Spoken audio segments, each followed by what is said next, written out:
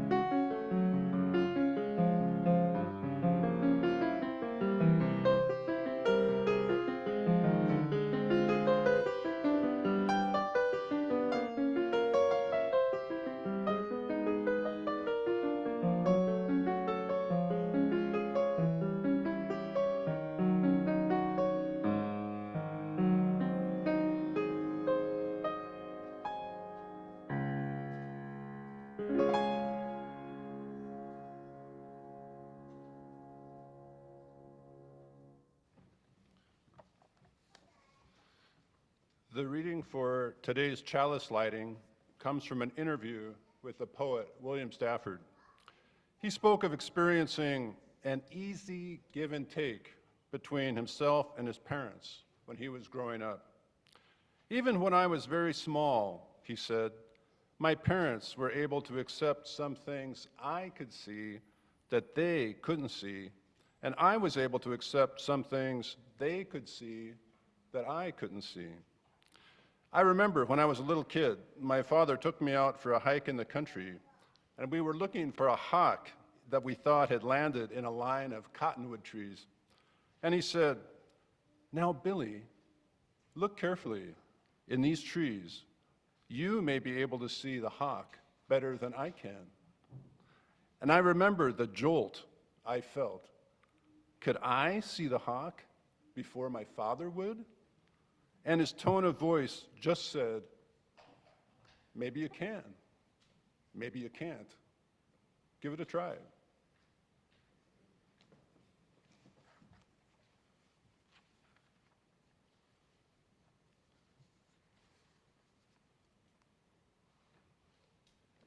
As Paul lights the chalice, let's get ready to sing to the gathering song for today, which is Spirit of Life. Oh, sorry. I'm new to this celebrant business, you know. I don't always get it right. So let's read the covenant together. You can help me, please. Love is the spirit of this fellowship, and service gives it life, celebrating our diversity and joined by a quest for truth. We work for peace and honor all creation. This is our covenant. Okay, let's sing Spirit of Life.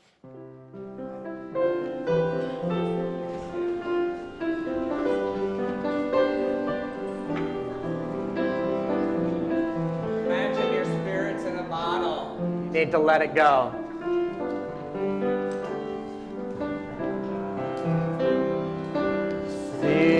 Spirit of life, come unto me. Sing in my heart all the stirrings of compassion.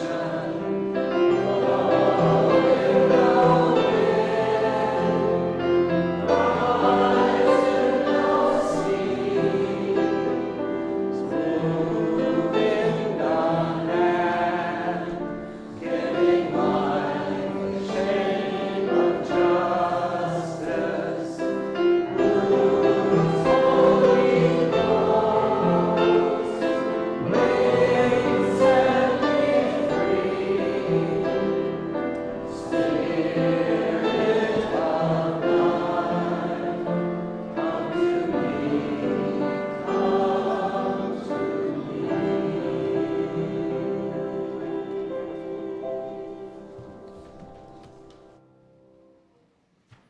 And can I have a word with you young'uns? Just a minute. You have probably heard by now, maybe even been told close to your face, it's Mother's Day today. But I'm guessing that some of you don't have mothers directly in your life caring for you. But I trust that you have somebody caring for you right now. And so whoever that is, I want to talk about your relationship with that person. And in particular, not just today, about how you ought to be nice to them.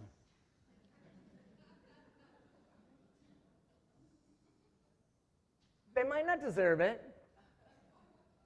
but remember, they're grown-ups. That's a really hard stage of life. They're gonna be nervous and sometimes overexcited. Ah! They're confused, all this stuff going on in the world. So keep in mind, and I know this is hard to remember, that most parents were children a long time ago. I'm guessing that's true from the looks of these folks. So be patient and understanding, even if they do foolish things, because someday you might wake up and find that you're a parent too. So you got all that memorized? You can take that home with you? Just one of you though, so I think maybe we could put it into a song to make it easier to remember.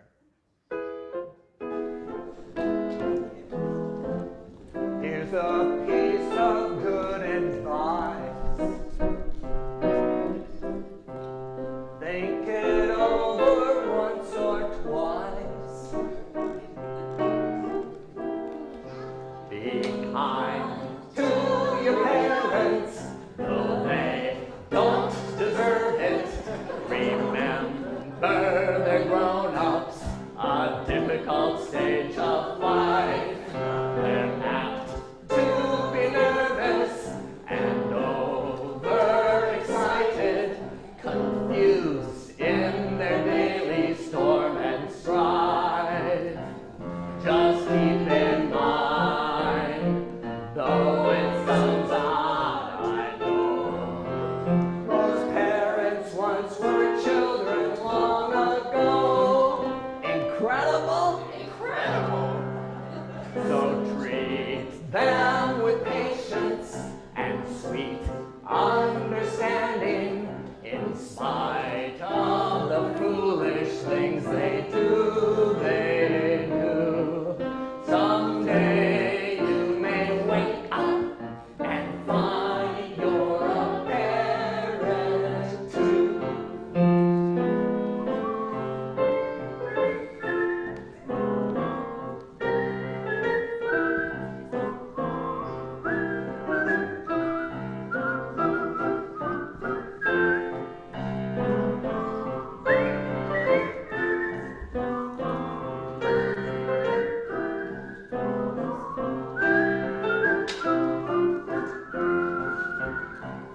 Just keep in mind, though it sounds odd, I know, most parents once were children long ago.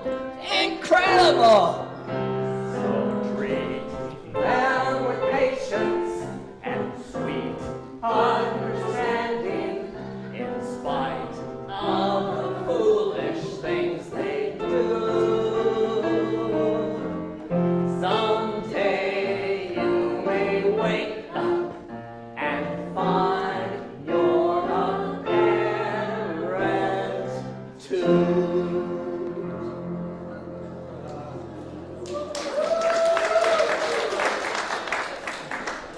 Having said all that, I know that we need to learn from you. You need to learn from us. We need to figure out how this works, even as you're changing and growing. So we're going to sing a song too as you go, called From You I Receive, to You I Give.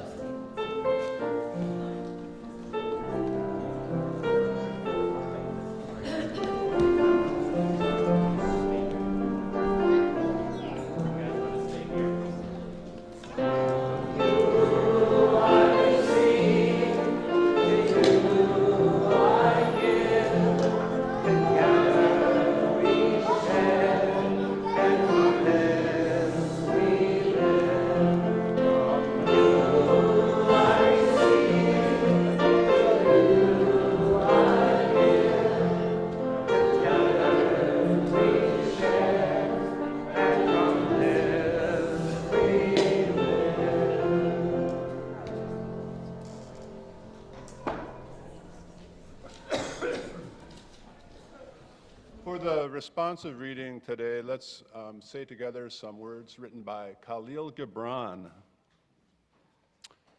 Our children are not our children.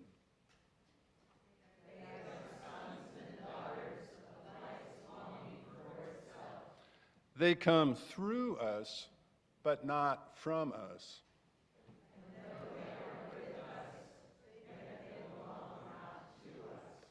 We may give them our love, but not our thoughts. For they have their own thoughts. And stand close by them, yet not too near. For the pillars of the temple stand apart, and the oak tree and cypress grow not in each other's shadow.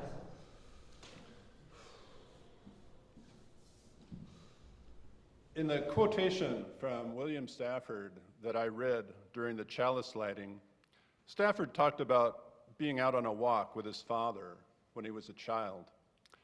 We were looking for a hawk that we thought had landed in a line of cottonwood trees, Stafford remembered. Now, Billy, his father said, look carefully in these trees. You may be able to see the hawk better than I can. I remember the jolt I felt. Could I see the hawk before my father would? And his tone of voice just said, maybe you can. Maybe you can't. Give it a try. Stafford's father took what easily could have been a competitive situation, seeing who could see the hawk first, and presented it to his son as an invitation, and an invitation with no strings attached. The father wasn't asking the son to prove anything. It's as if he was opening a space that the son could enter and see what he was capable of at that moment. I get the sense of the father holding the son and yet at the same time letting him go, which makes me think of some lines from a poem I once wrote. To touch without holding, to shape without molding.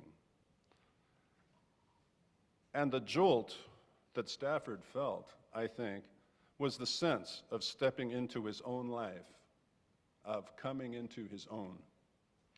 And yet, the father was still there to help if help was needed. The father was guiding his son, not by telling his son what to do, but by encouraging his son just to try something and then to see what the results were. The focus was on the attempt itself, not on what the father's expectations or judgments were.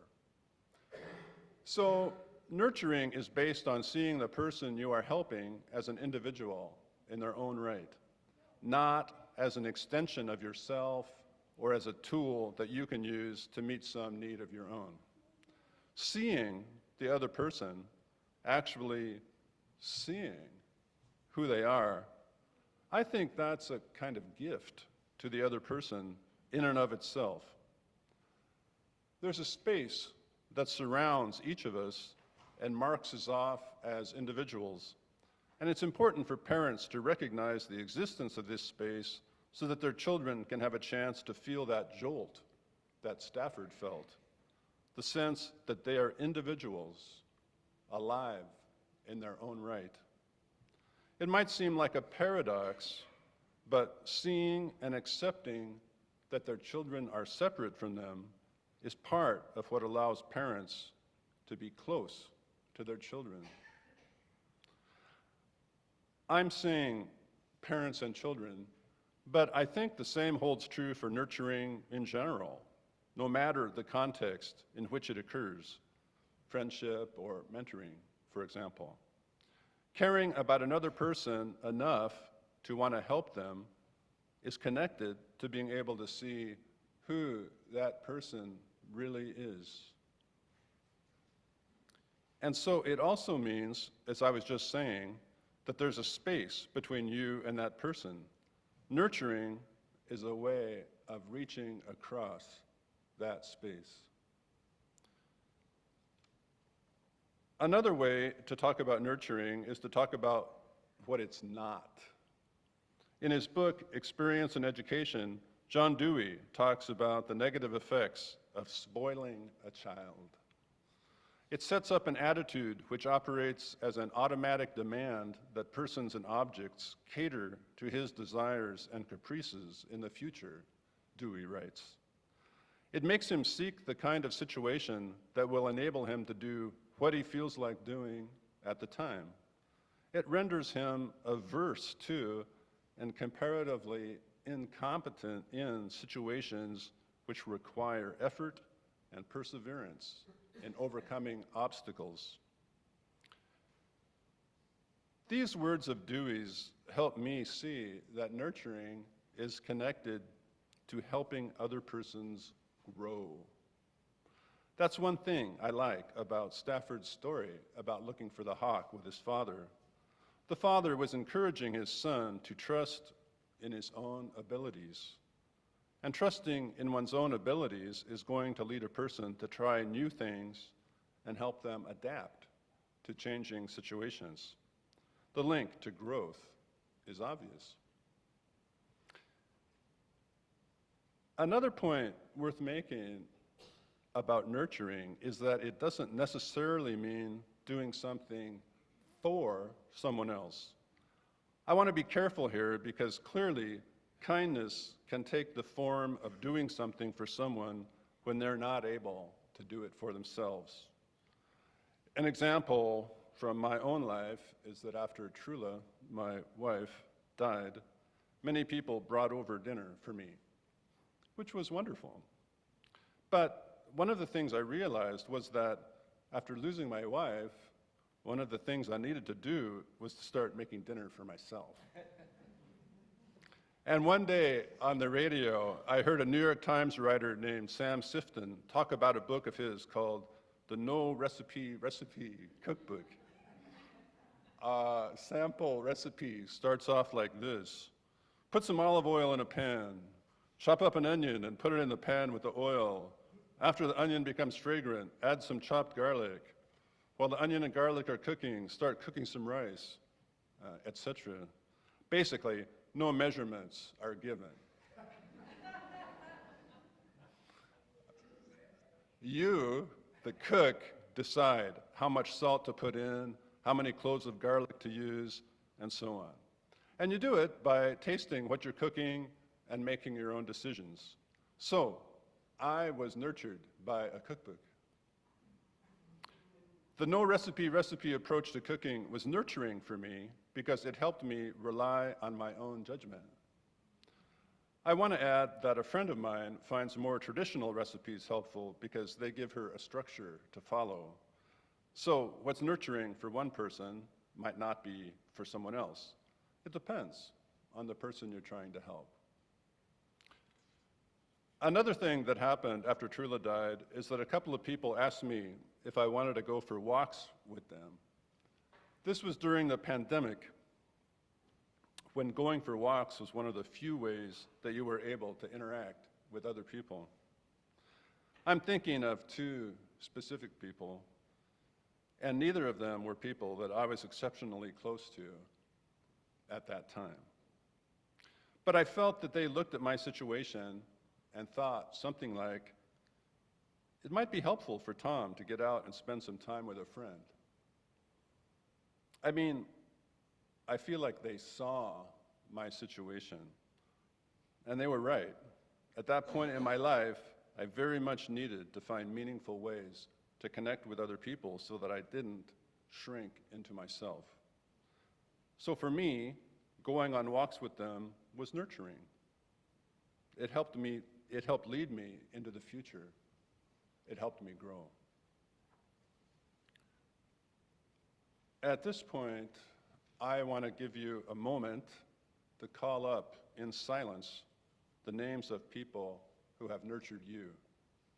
It could be a parent or child or friend or coach or choir director or teacher, even a stranger. I encourage you to think about the specific way that each person nurtured you.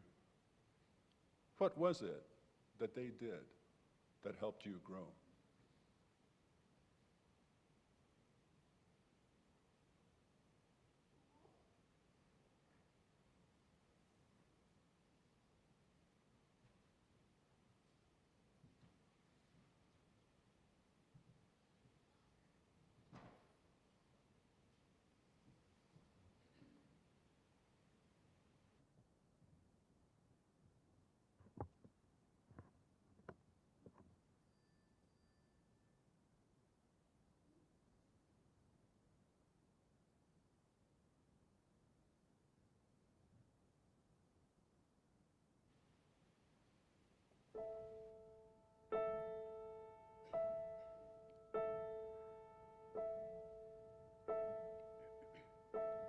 Will you be my refuge, my haven in the storm? Will you keep the embers warm when my fire's all but gone? Will you remember and bring me sprigs of rosemary? Be my sanctuary till I can carry on.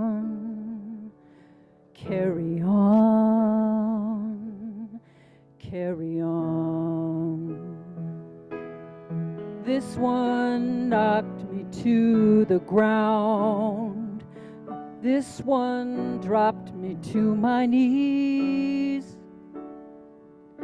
I should have seen it coming, but it surprised me. Will you be my refuge, my heaven in the storm? Will you keep the embers warm when my fire's all but gone? Will you remember and bring me sprigs of rosemary? Be my sanctuary till I can carry on, carry on, carry on.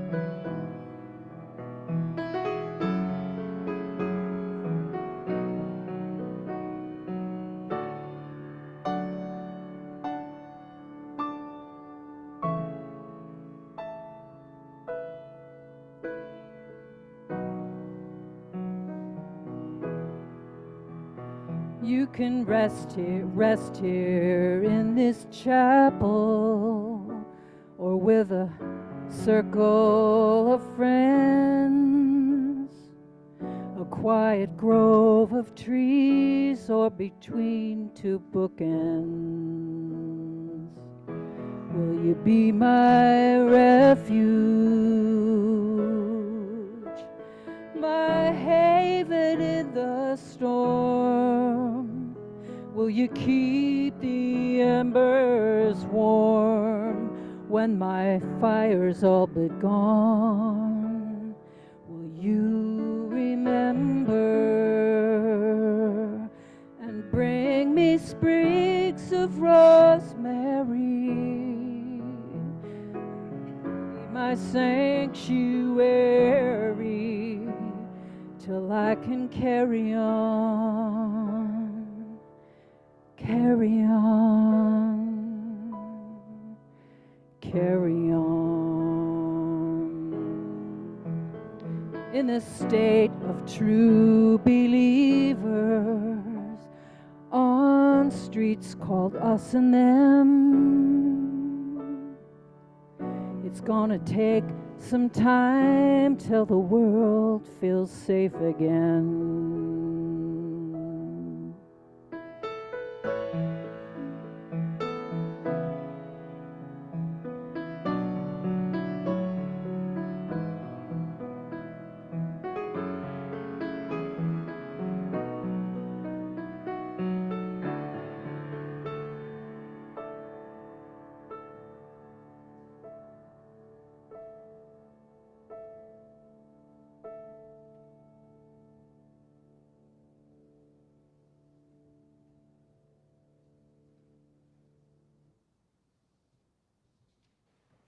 I will close my talk with Philip Booth's poem, First Lesson.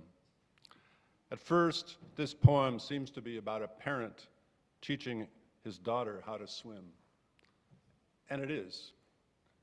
But as I read it, you'll see it's also about more than that.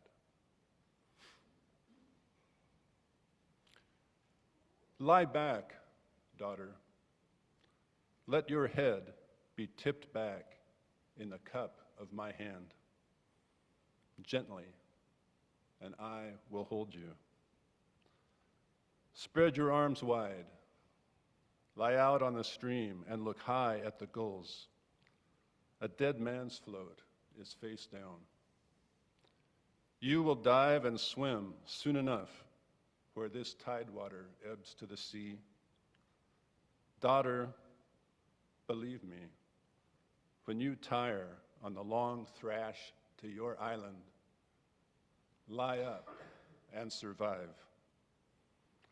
As you float now where I held you and let go, remember when fear cramps your heart what I told you. Lie gently and wide to the light year stars. Lie back and the sea will hold you.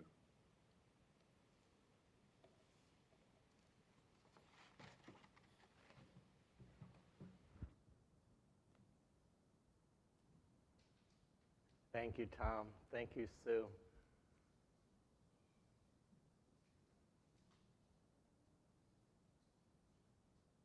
Confucianism describes the parent-child relationship as the basis for all other relationships. And since in Confucian ethics, relationship is the foundation for ethics entirely, the parent-child relationship is the foundation for ethics entirely. Its ideals are understood to extend in every direction, in responsible and caring relationships between older and younger people, among siblings, in friendships and civic life, expectations of political leaders, and the good of society as a whole. In the West, and I'm using broad generalizations here based on millennia of history, philosophy, and sometimes even in practice, in the West, the foundation of all ethics is the individual, with individual autonomy and rights coming before the social good. At its core, it is egalitarian, though in our freedom to pursue individual desires, some may end up more equal than others. Confucian norms are profoundly hierarchical and patriarchal, based on predetermined roles for each person in a given relationship.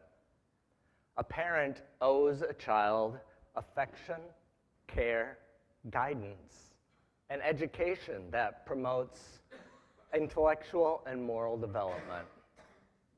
A child, in turn, owes its parents obedience, respect, and care in old age and even after death. These roles are understood to be not only established in the natural order of things, they're static, unchanging across time, and unchanging in real time, even as children become adults, thus, to some extent, infantilizing children as they mature. Through these prescribed ideals, it's understood that the parent-child relationship will spontaneously include an emotional bond of love. Reciprocity is key, but reciprocity is not about equality. It's about giving the other person their due according to defined roles. Western ethics puts more emphasis on adaptation and choice, each individual free to decide for ourselves the who and the how of our relationships. So love springs from willingness rather than givenness. Sadly, in practice, this has too often meant willingly choosing religious and political authoritarianism. According to Taoism, truth arises from the integration of opposites, the yin and the yang, nurturing while giving space. With this in mind, how do we explore the best of both? I say explore because in any relationship there is uncertainty, changing circumstances, unintended consequences, and inevitable mistakes. And how will what we practice one-on-one overflow into our broader relationships if we try to work with the yin and the yang of these opposite perspectives on ethic. What of our relationships as a congregation with one individual in our midst who may need nurture and may need space at the same time? Or our relationship as a congregation with another congregation or a civic organization, which may need our material support, but needs to make up its own mind about what to do with it. Also theoretical. We're fortunate now to have someone to speak about relationships, large and small, more in the here and now and personal.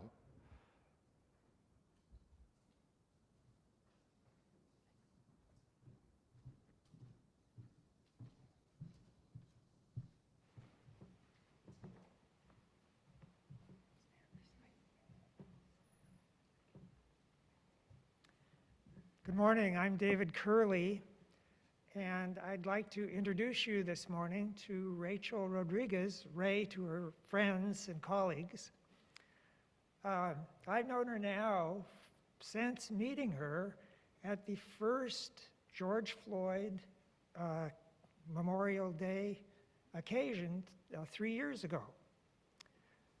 This year, Rupert and I have been privileged to belong to a group of Black and BIPOC leaders who are planning this event and making it different. Rachel Ray is a leader in that group of leaders. And I'll just turn it over to you to tell us about what you have in mind. Good morning. I will not be singing, but I want to say before I start that this is probably the most delightful service I have ever been to, and I'm a little bit in my emotions because of what I've heard thus far. Since it is Mother's Day, I'm going to speak as a mom. I'm a mom of 4 children. I am not born or was raised here, but I've raised my 4 children here in Whatcom County. My children are multiracial. I identify as Afro-Caribbean, and their father, my ex-husband, is a Black man. I raised my 4 children in Fairhaven. And most of them had all of their high school, elementary, middle school here in Fairhaven.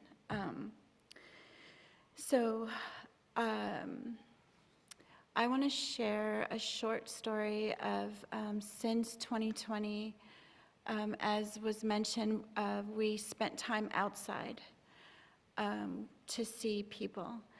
My second-born child, it was a very loved athlete, football, basketball, all the sports, and all his teachers loved him. He played outside with his friends, and when it was time to, at the end of the day, to play inside and do video games and fun and pizza and all the things, the mother and the son of the homeowner, and again, they were in school together since elementary school, the boy put his hand on my son's chest and said, "Sorry, Mike, whiteys only." And my son had to come home. This was just a couple of years ago. I could sit here and tell you countless stories of my light-skinned, multiracial children and what they have gone through in this community. And yet we rise to the occasion that we are humans together living here. And we need to be together. We need to share the pain of what each other goes through. The children that was there playing with my son loved him. And my son learn to understand that maybe, hopefully, it was just that one child and that one mother who felt that way about him. And since then, my son has seen multiple white friends of his come to his behalf and take care of him when he needed somebody to stand in front of him when other situations happened to him that were far more dangerous here in Whatcom County.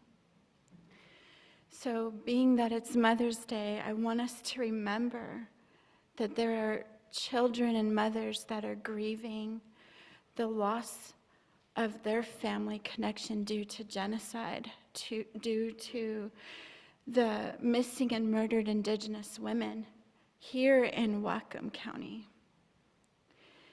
And so what we decided to do in our collective, I run a project called Synergy Collective, and it is to bring Black and brown and allies to the forefront. And imagine if you need something, anything. It doesn't matter if it's about race or classism or anything. And you just said, hey, I need my people. Where's my people? And we just all wrapped around you and took care of the burden of whatever that thing is. And so that's why I'm here. I'm asking for our people to show that, like we mentioned today, nurturing and care and love and humanity and generosity of spirit. And if we can align ourselves to the idea that what happened to George Floyd was such an interesting thing because we were all sitting at home and it became a universal, when is enough enough? And that's what we don't want people to forget, that since George Floyd, how many more Black and brown have been murdered due to police brutality or to gun violence, and so many more different things that we need support in. So I'm asking for our allies to show up and support. A beautiful thing that's happened since then is our Indigenous people have decided that they are safe enough to stand beside our Black and brown. And that was not an easy thing to do because it's more than just what Black people need or brown people need or Native people need. It's what our humans need. And we need to show that all of our lives matter. So I'm asking for those that are able to please come and stand and enjoy the ceremony and be part of and show that we as humans can make a difference. Thank you.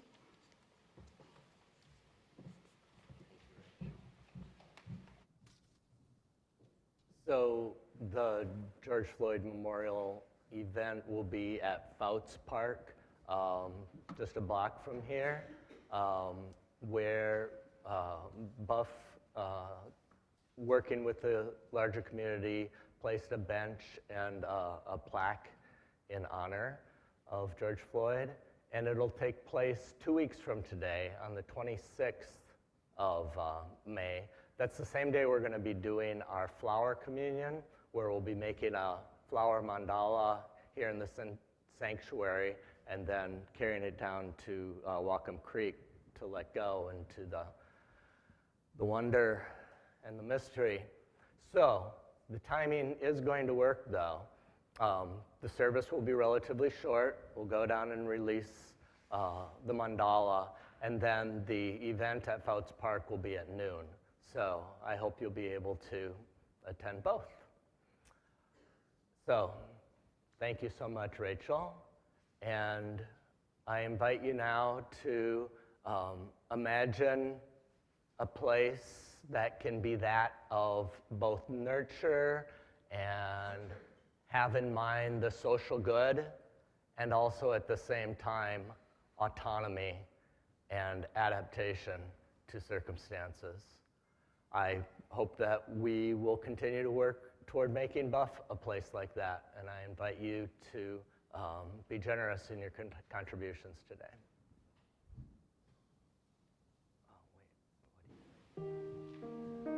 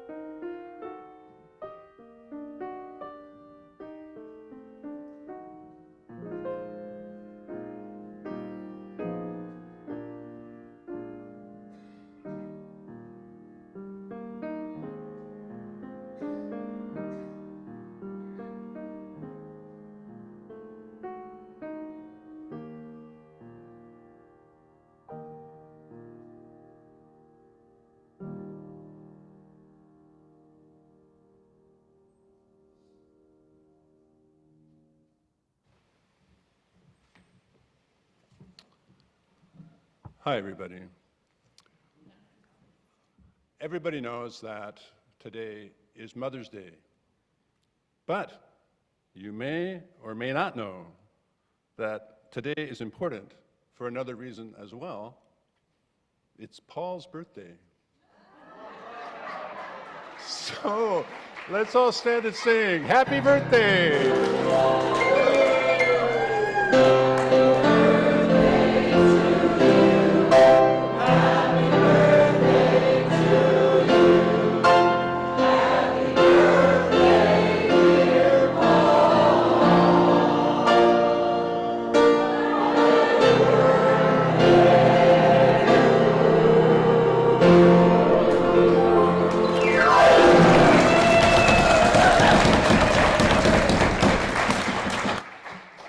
You know, you're supposed to give gifts on your birthday, and so since we have a couple of minutes left, I give you the opportunity to choose our closing song.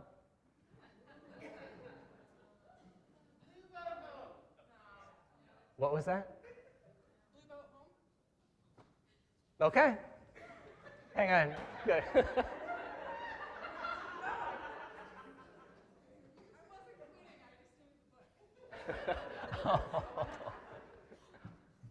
So, 1064, it's not going to be up there. Stand and sing with us. Oh.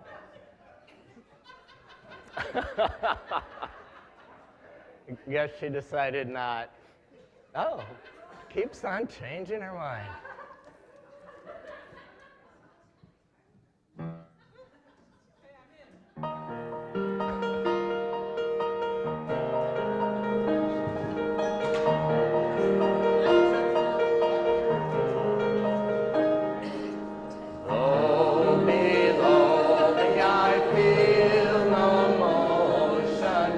Standing on these mountains and plains,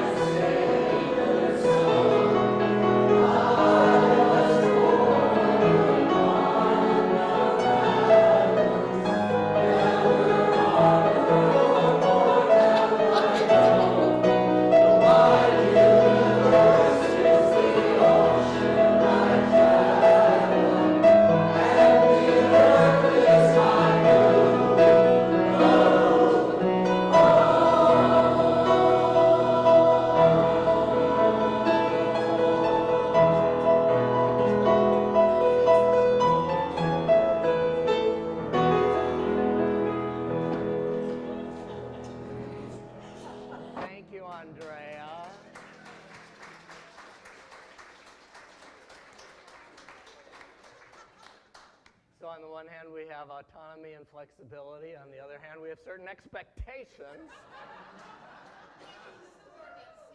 was so excited I started in the wrong key.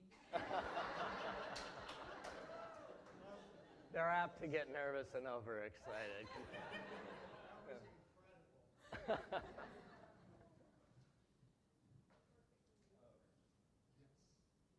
When Stafford spoke of his relationship with his parents, he spoke of an easy give and take. They were able to accept that sometimes he might be able to see things they couldn't see, and he was able to accept that sometimes they could see things that he couldn't see.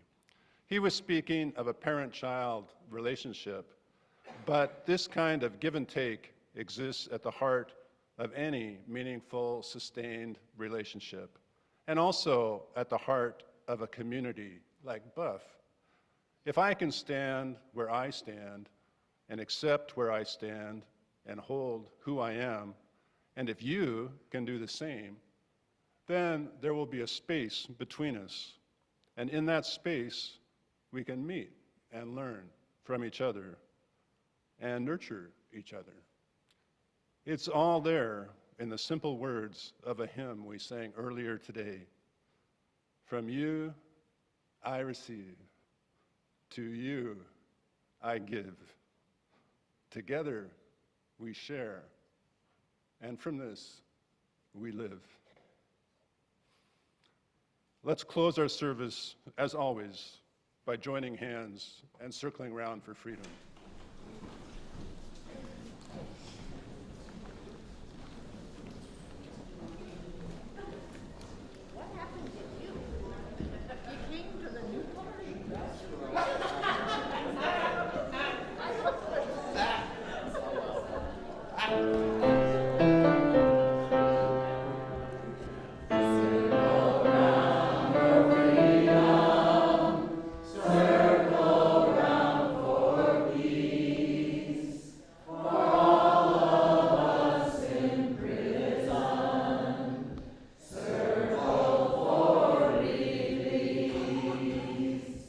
Circle